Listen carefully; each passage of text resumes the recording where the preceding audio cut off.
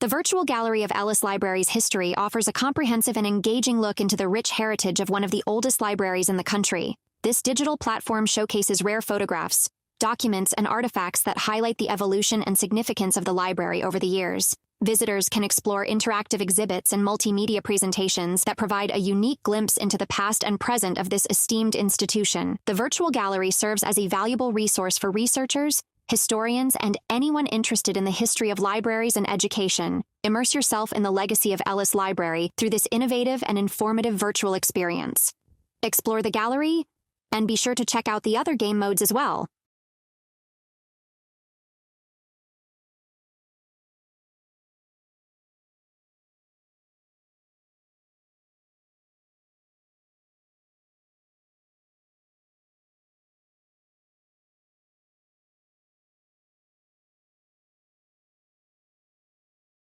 Academic Hall, dedicated in 1843, initially served as the home of the library. By 1857, the library had grown to house 2,500 books. Books were only loaned out to professors and students, with students not allowed access to the shelves where the books were stored. Instead, students had to request their books from the librarian's desk. Each student was allowed to borrow 2 books for a 4-week period. The library was open every Friday from 2 to 4 p.m.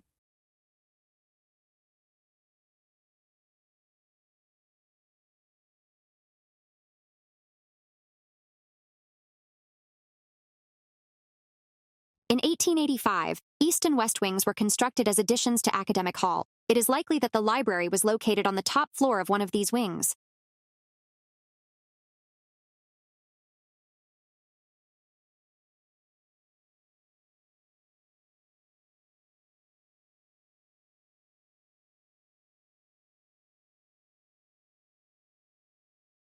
The library was situated in one of the newly added wings of Academic Hall in 1885. It is evident from the presence of skylights that the library was located on the top floor.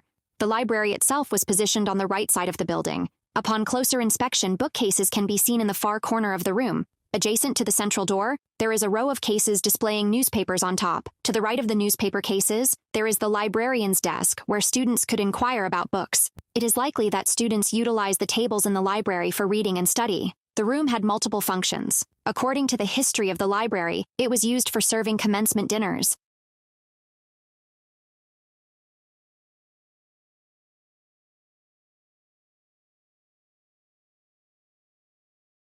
On January 9, 1892, a fire erupted in Academic Hall due to a faulty light wire in the central chandelier and nearly spelled the end for the University of Missouri.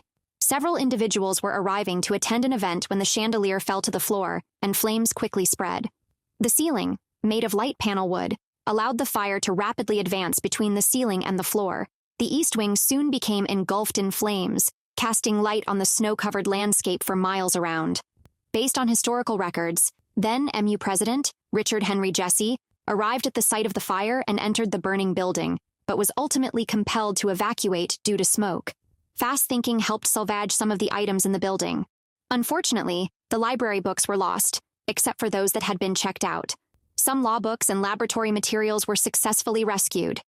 The museum was accessed by breaking through a wall, and the valuable items were taken outside.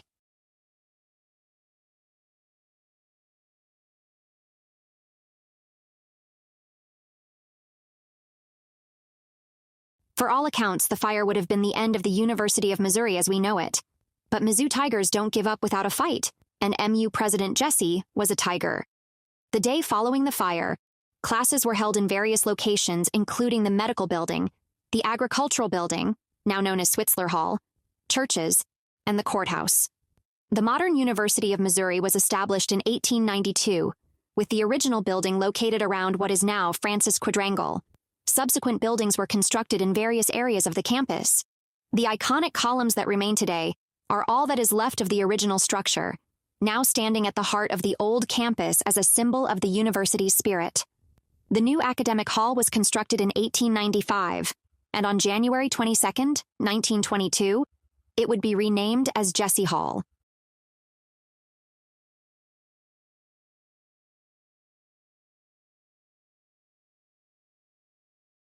This postcard depicts the library in Academic Hall, currently known as Jesse Hall. During this time, the library was bustling with activity, not only because it was a popular spot on campus, but also because books were not allowed to be circulated and had to be used within the library.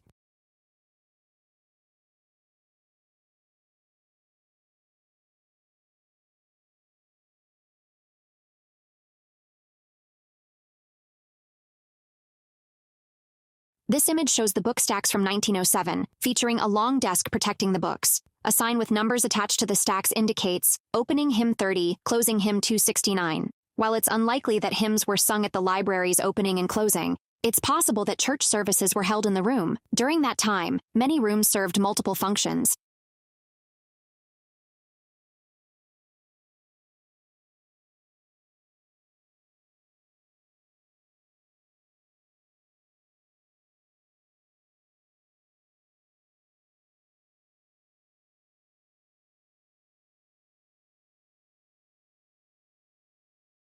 This picture of the library is from 1910.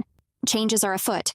The cane chairs of 1907 have been replaced with new chairs, and the books have come from behind the librarian's desk and fill the shelves surrounding the room. The books still did not circulate as of this time. Too many of them had gone missing or been stolen in earlier decades.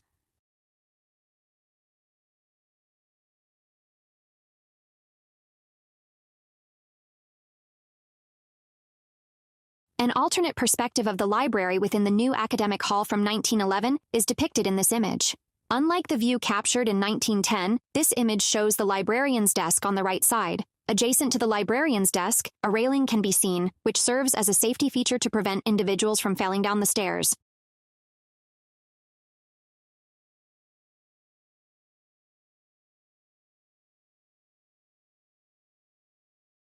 In 1913, the Missouri legislature approved $200,000 for the construction of a library building and $75,000 for the acquisition of the site. Construction commenced in 1914 and was completed in 1915.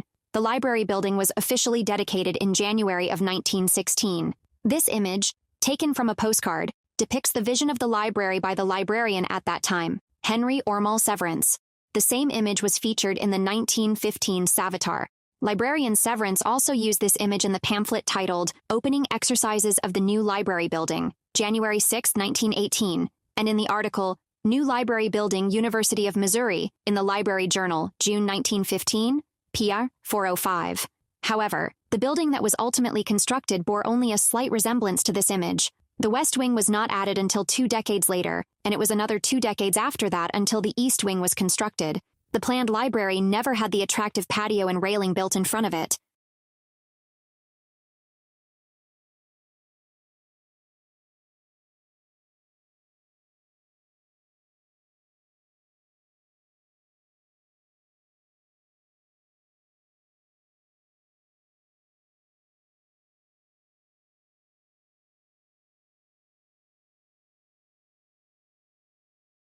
This photograph was taken in 1914 or early 1915 and depicts the construction of the building. The construction of the building appears to be in its early stages, with scaffolding and construction materials visible in the image.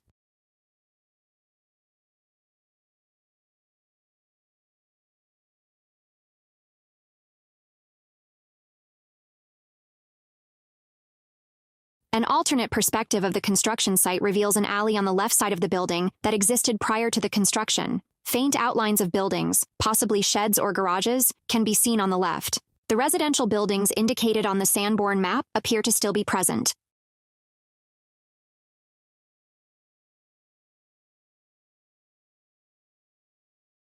The construction of the building has been finished, however. Based on the stonework on the edges of the building, it is evident that the building was originally planned to have additions on the east and west sides. According to historical documents, it was anticipated that the wings would be added much earlier than they were. One may inquire about the appropriate date for celebrating the official centennial of the library.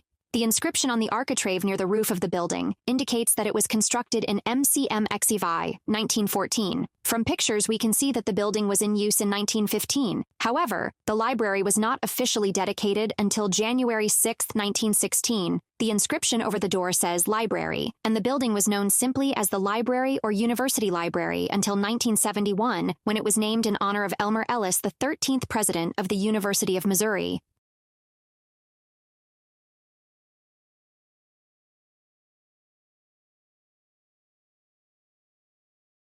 The original intention was to obstruct the view from the windows on the ground floor. It is not clear whether this was meant to serve as the foundation for the patio depicted in the postcard image of the library.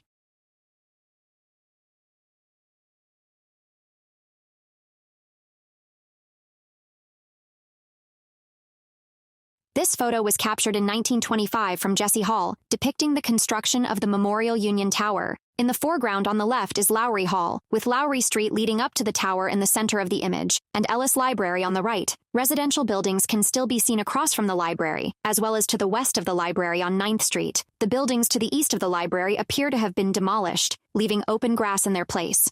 If you continue along the walkway through Memorial Union Tower, you will reach the building at the end on College Ave, which is likely the Beta Theta Pi fraternity house. The house to the far right at the top of the picture is probably the Sigma Nu fraternity house.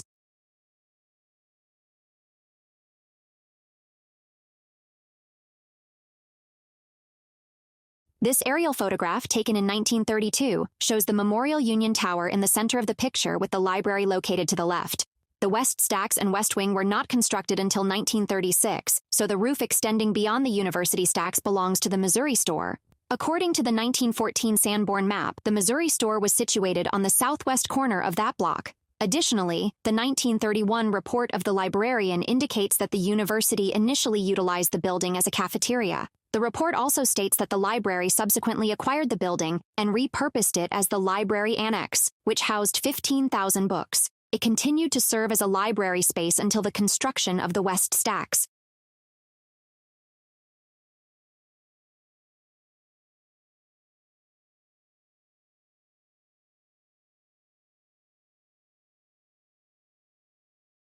The exhibition hall in 1915, now part of the north end of the colonnade, is depicted in this image looking towards the southeast. The space appears largely unchanged, except for the stairwells which were originally open to the hall. The abundant natural light from the south windows is evident in the stairwells. On the right, the door to the art seminary room is visible, and behind a pillar stands a pedestal for the bust of James S. Rollins, known as the Father of the University. The bust is currently housed in Jesse Hall.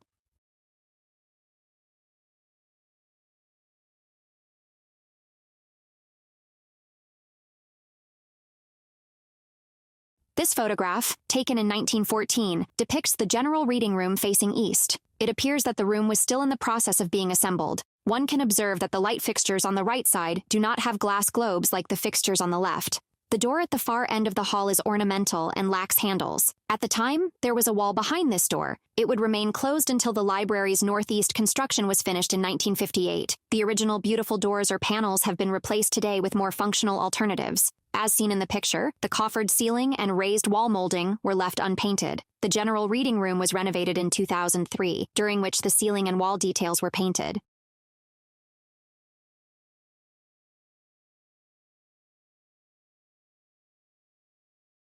This photograph was taken in 1915, facing west. The door or panel in the middle of the room is solely for decorative purposes. This door was not functional until 1935, when the west wing was finished. It is worth noting that all the lights now have their glass in place.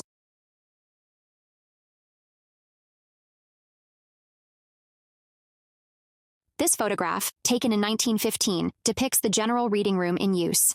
Unlike the current layout, there is no divider between the reading room and the hallway to the south, creating an open space in the picture. Beyond the pillars, the delivery room is visible. The windows on the south side of the room allow for natural light to enter.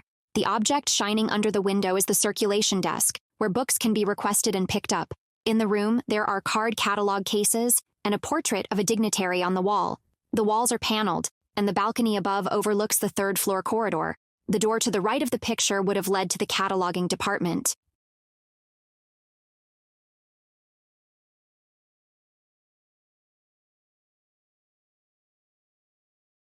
This is an image of the delivery room, situated on the second floor directly south of the general reading room.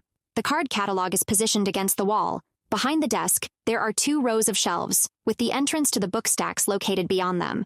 Room 213, currently serving as the electronic classroom, now occupies the area where the circulation desk and shelves were previously situated.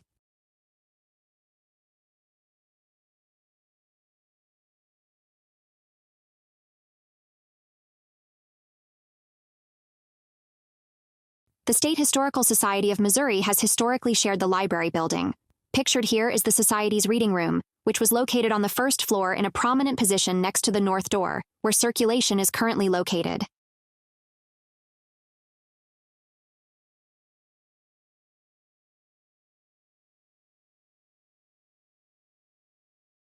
This is an overview of the recently constructed West Wing.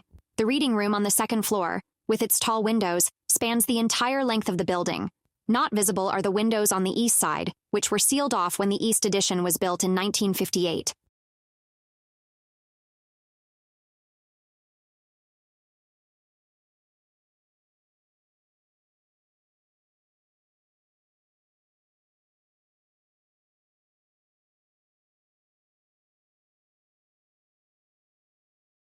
This image, taken around 1953, provides a bird's-eye view of the West Wing and West Stacks of the library.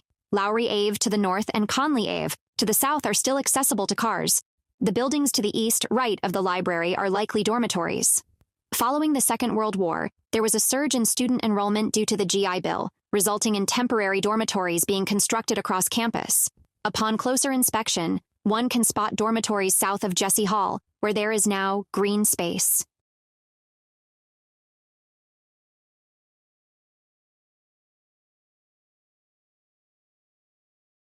This photo was likely captured around the same time as the other aerial photo, albeit from a slightly different perspective. The prominent white chimney in the background belongs to the power plant near Providence Road. During the time this photo was taken, the Stewart Road area beyond the power plant was largely undeveloped.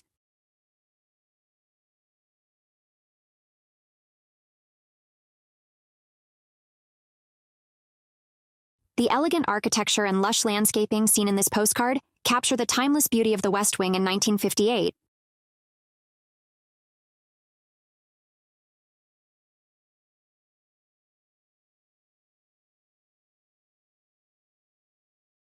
The West Wing offers a picturesque view. The pedestrian tunnel beneath 9th Street was filled in during the 1990s.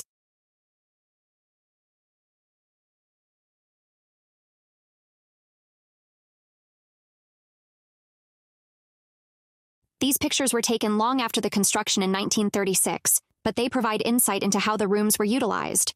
In the image, students are seen registering for classes. A sign on the wall to the right reads, "Freshman, Sophomore Advisors." The perspective is facing north.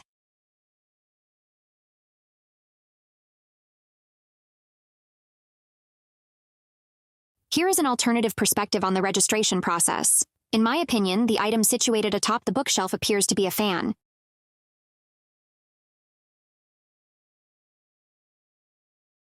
This photograph was most likely taken during the registration process. It depicts tables blocking the entrances from the general reading room to the West Reading Room. Of particular interest is the addition of a second door that has been cut into the wall. While not visible in the image, it is probable that another doorway was also cut into the square panel on the opposite side of the original door.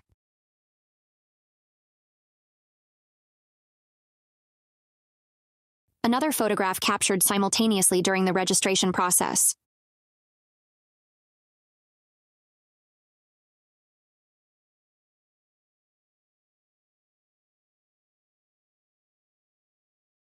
This photo, titled Old Manuscript Room, depicts the northeast corner of the 4th floor, where Special Collections is currently housed. This section of the room has been partitioned off and is utilized for book storage.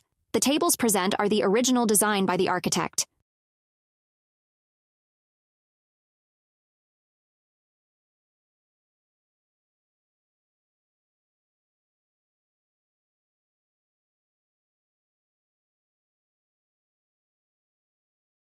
The popular reading room is currently being utilized by Digiprint.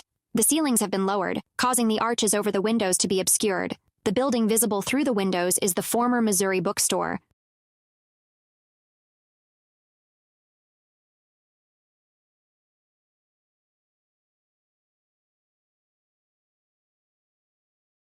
This photograph, taken around 1960, depicts the newly constructed Fine Arts Building. Adjacent to the Fine Arts Building is the Missouri bookstore, as seen from the popular reading room.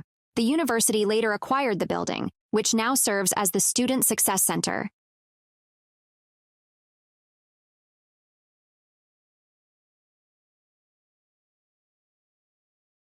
This image shows the northeast corner of the library building.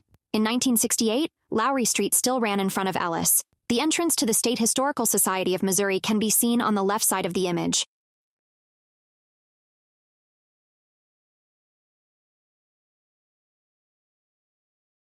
This image captures a view from the northeast, showcasing the complete length of the West Wing. The photograph was taken in the 1960s, shortly after the construction of the East Wing, visible on the left.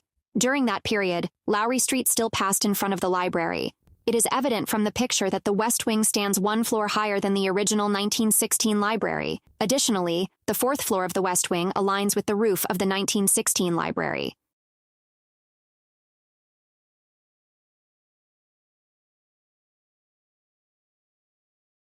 The east side of Ellis can be seen from an aerial view. The walkways leading into the building both connect to the State Historical Society of Missouri on the ground floor.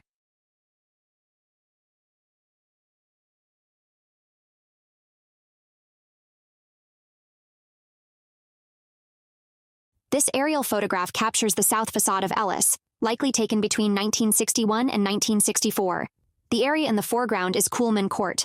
In the bottom left corner is the old Brady Commons, built in 1961, with Arts and Sciences, constructed in 1960 above it.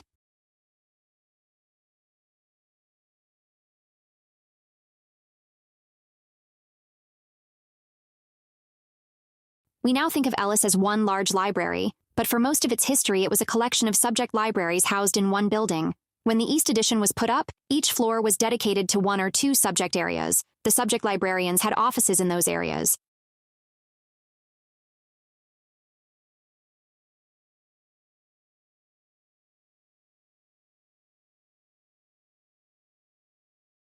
The University of Missouri Library was officially named after Elmer Ellis, the 13th president of the University of Missouri, in 1972. Dr. Ellis, who served as the first system president, initially joined MU's History Department faculty in 1930. He later became Dean of Arts and Science before being appointed as acting president in 1954, a position that was made permanent in 1955. During his tenure, the university expanded to 4 campuses, and the main campus in Columbia was officially renamed the University of Missouri-Columbia. Ellis served as president of the newly formed University of Missouri system from 1963 until his retirement in 1966. As stated in the building dedication press release, Dr. Ellis was recognized for overseeing significant growth in the library collection, which increased to over 1 million volumes during his time in office. Additionally, he was responsible for the construction of a nuclear research reactor and the initiation of a space research program. Working alongside then-Governor Phil M. Donnelly, Ellis successfully led a state capital bond issue of $75 million.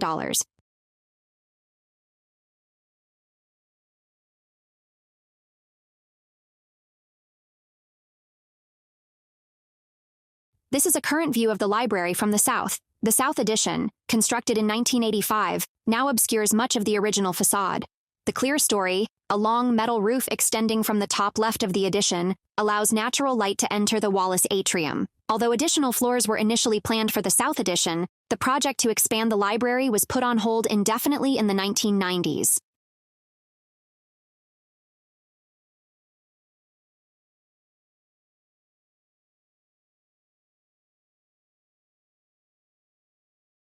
Prior to the construction of the Nutter Information Commons in 2004, the first floor of the South Addition was utilized as the reference room. Subject librarians, previously dispersed across various subject libraries, were consolidated, and their offices were situated on the east and west ends of the room. The general reference collection, along with all specialized reference books from the area libraries, were housed on this floor. This is a view of the reference room facing east from the reference desk. The reference room housed approximately 50,000 books. A row of index tables extended east from the reference desk in the center of the room. The table in the front displayed the Reader's Guide to Periodical Literature. Flanking the index tables were subject alcovas, with 5 on each side. These alcovas contained the subject librarian's most important resources. Additionally, each alcove was equipped with a study table. Despite not being visible in this image, there were additional shelves of reference books located to the south, right, where the windows are positioned.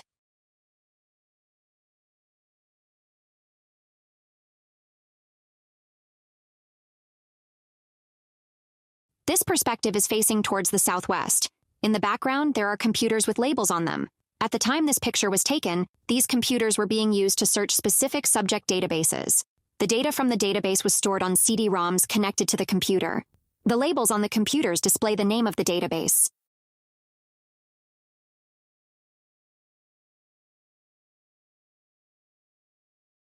This is a south-facing view of the current location of the student center. The south windows are lined with shelves of reference books, with study tables placed every 30 feet.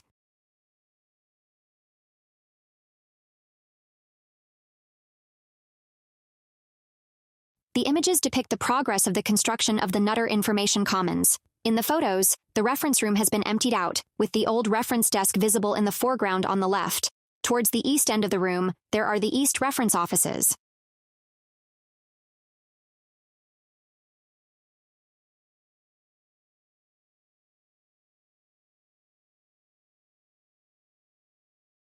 This is a westward view, with the south windows situated on the left side.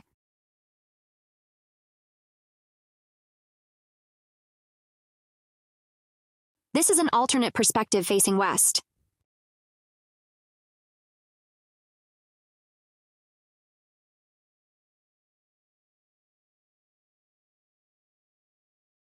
This is a southwest-facing view. Through the windows, you can see the Arts and Sciences building. The plywood at the far end of the room is blocking off the West Reference offices that are currently in use.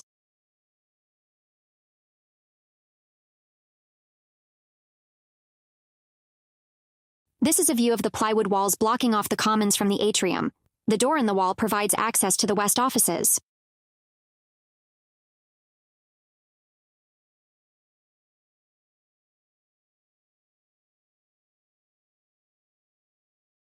The view is facing southeast. The plywood wall acts as a barrier between the construction area and the East Reference offices, which are still in use during the construction process.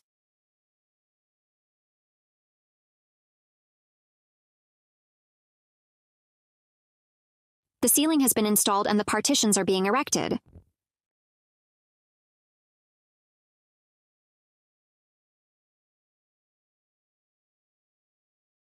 One of the structural elements resembling a tree before branches are added. The semicircles will function as supports for study tables. The south-facing windows are visible in the background.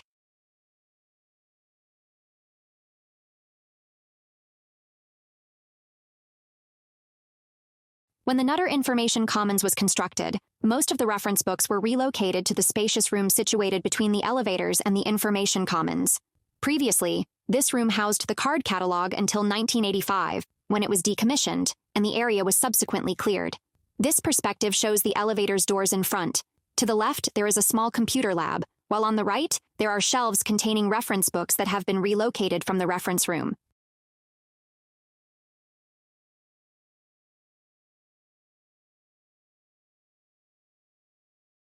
This is a north-facing view of the elevators following the renovation.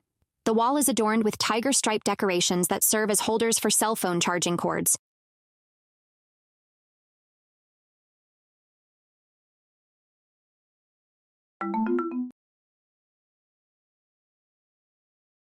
For almost as long as there has been a University of Missouri, there has been a University Library. On behalf of the Digital Media and Innovation Lab at Ellis Library, we would like to thank you for taking the journey with us as we saw the history of Ellis Library from its humble founding to its present state. If you want to read more information about the history of Ellis Library, be sure to scan the QR code in the corner or visit us online at library.missouri.edu. As an extra bonus, we have prepared a film covering some more history of Ellis Library. Click the button to start the film, find a seat in the auditorium, and enjoy the movie.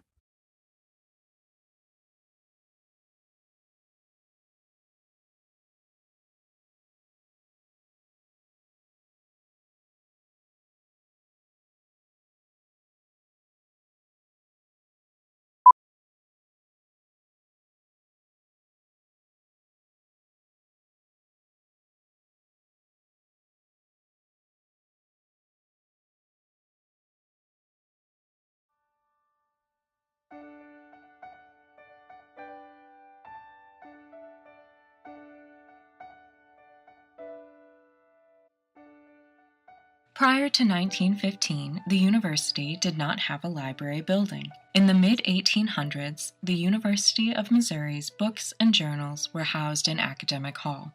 After Academic Hall burned down in 1892, Jesse Hall was built and the library collection moved there. Because almost all of the books had been destroyed in the academic hall fire, the library's collection was relatively small, and the study spaces only offered seating for about 100 students. As the collection grew and as more students began to enroll, the rooms in Jesse Hall soon ran out of space.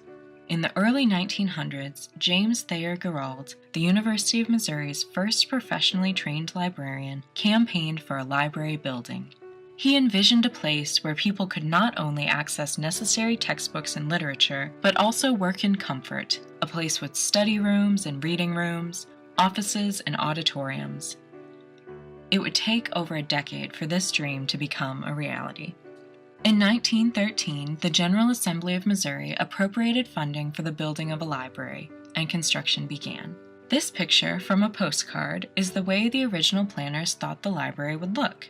However, the funding was not enough to build the library that the university envisioned. Construction moved forward on the central part of the building, with plans to make future additions. The head librarian at the time of construction, Henry Ormall Severance, worked with the architectural firm Jameson & Spurl to create a building designed to be incomplete, a building that had strategically placed windows designed to eventually become doors to east and west wings. By fall 1915, the partial building opened with enough space for 520,000 volumes. But it would be 2 decades before any additions were added to Ellis Library. In fact, the building was never completed as originally designed. 3 major additions were made over the course of a century that has resulted in a building much larger than the 1915 blueprints. The Northwest Wing addition opened in 1936, and the Northeast Wing in 1960. By 1987, when the South Addition opened, the collection had exceeded 2 million volumes. Over the past 100 years, the area around Ellis Library has changed quite a bit too. What was once an unfinished building on the edge of campus is now a major research center in the heart of campus. Although the building itself no longer looks like the original plan, the original vision of the campus's main library has been alive and well for over a century. Not merely a place of books, MU libraries receive scholars and researchers from all over campus and from all over the world to visit Ellis Library and our other 9 specialized libraries on campus. In 2014, there were over 1.5 million in-person visits to the University of Missouri's libraries. You can still see remnants of the original library building today. If you walk through the north entrance of Ellis Library, or if you study in the Grand Reading Room, you'll be where scholars and researchers have been studying and advancing knowledge for the past century. Not merely a place of books, this is a space where collaborative learning takes place, where active minds share ideas and explore new outlooks, and where information becomes knowledge.